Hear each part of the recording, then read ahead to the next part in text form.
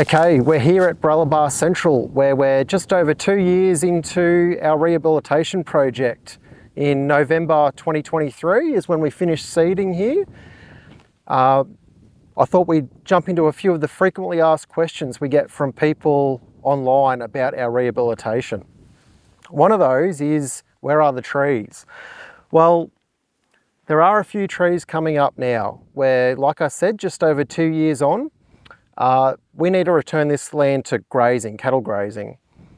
We have a requirement under our progressive closure and rehabilitation plan that we have 2 native tree species per hectare at the completion of the rehabilitation. Our last rehab monitoring event was November 2025, 2 years on from rehab. And at that point, already over 13% of the transects on the 216 hectares of rehabilitation had native tree species on those transects. So we don't have native tree species in our seed mix. What we've used here, that was purely pasture species. But based on previous experience on rehab projects, you can rely on natural recruitment for those native species to occur. So that's what we've done here. And 2 years down the road, we've got some acacias popping up. And based on what we've seen in the last couple of months out of this wet season, I expect that number to rapidly increase come this annual monitoring event later in 2026. Another one of the questions we commonly get is the final void. It's too steep and the cattle won't be able to access the water.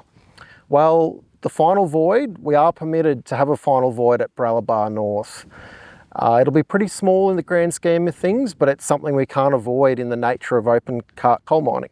That final void will be fenced to prevent cattle from getting in there, along with other animals, humans, but there'll still be plenty of water for the cattle. We have a number of dams on site that will be perfect for cattle and the graziers that are here longer term. And we have really firm plans to incorporate them into our final landform on site. Alrighty, another question here. Oh, it'll never be as good as it was before mining. So we are governed to return this to cattle grazing. That's what this land was used beforehand, and that's what it'll be used in the future. There was a lot of data captured on this land before the mine was here, and on the surrounding land more recently. Our milestone criteria that's in our progressive rehabilitation and closure plan is closely aligned to the quality of the land previously and the surrounding land. And there's no getting away from returning this land to that criteria. We have annual monitoring events to track our progress towards that. And by all measures so far, we're well on our way to achieving those success criteria. I think another solid reflection on the progress we're making here is there's no shortage of local graziers that are throwing their hands up to get their cattle on this land. We don't want to rush that. We need to make sure that the land can sustain light cattle grazing to begin with, but that's a really exciting development that will be not too far down the line. And I guess the other thing I'd like to point out is, in recent times, there are mine sites around that are starting to put runs on the board to show that the land is being returned to a quality that is comparable to what it was previous to mining. And even if you look at it from, cattle weight gain, there's land that's performing just as good as it was before it was mined or on unmined land immediately next door.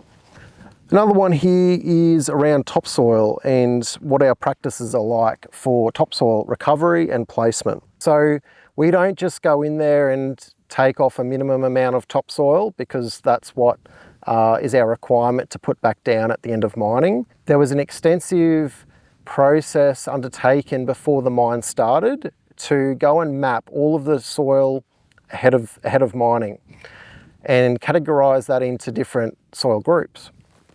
So that's really given us a lot of information to work with for when the contractor goes in to strip that topsoil on what depth we need to target. We're going to take everything that's useful to us. So in some areas, the topsoil is only 100 mil thick. In some areas, it's up to 1.2 metres thick. We're taking all of that because it's useful to us. When it comes time for topsoil placement, an important step, and like we did here at Bralaba Central, we go through and sample that topsoil to check what its quality's like. Here at Bralaba Central, we had to ameliorate around 20% of the topsoil with gypsum, and that'll be a practice we need to carry on forward as a condition of our progressive rehabilitation and closure plan. So I hope that answers a lot of the queries that we've seen to date, but by all means, if you have something you're not sure about, put a comment there and we're happy to answer them at a later point.